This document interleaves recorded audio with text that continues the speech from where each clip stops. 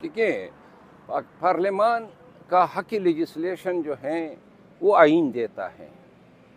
लेकिन अगर आप ये कहना चाहते हैं कि पार्लियामान की जिस किस्म का कानून बनाएं, आपके पास कोई हक़ न हो उस कानून को एग्ज़ामिन करने का, नज़रसानी करने का।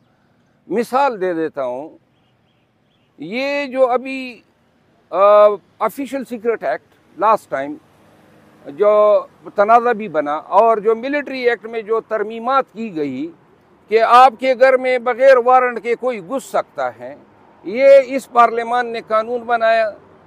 ये एक स्याह कानून है। किन महज़ब मुआशरों में ऐसे कवानीन बनते हैं? पार्लियामान ऐसे कवानीन बनाती है और ये इस पार्लियामान को तो आगे रखा गया, रबड़ स्टैम्प था। तो अब आप ये कहना चाहते हैं कि पार्लियामान अगर ये लिख दे कि सूरज जो है वो मशरिक़ के बजाय मगरिब में निकला करेगा तो कोई उनको कुछ न कहे। इन्होंने अब इसमें तरमीमात की हैं ऑफिशियल सीक्रेट एक्ट में। पहले ये जंग के ज़माने के लिए लागू होता था, अब कहते हैं हालत अमन में भी। और सबसे ज़्यादा इस कानून से हर मुआशरे में जहाँ पे जिन जुरिस्डिक्शन में हैं वहाँ सहाफ़ी मुतासिर हुए हैं। यानी आप किसी सरकारी दस्तावेज़ को आप उठाएंगे और रिपोर्ट करेंगे, जनाब आपने इस्लाह की वायलेशन कर दी है। तो क्या ऐसे कवानीन हमारे मुआशरे में होने चाहिए?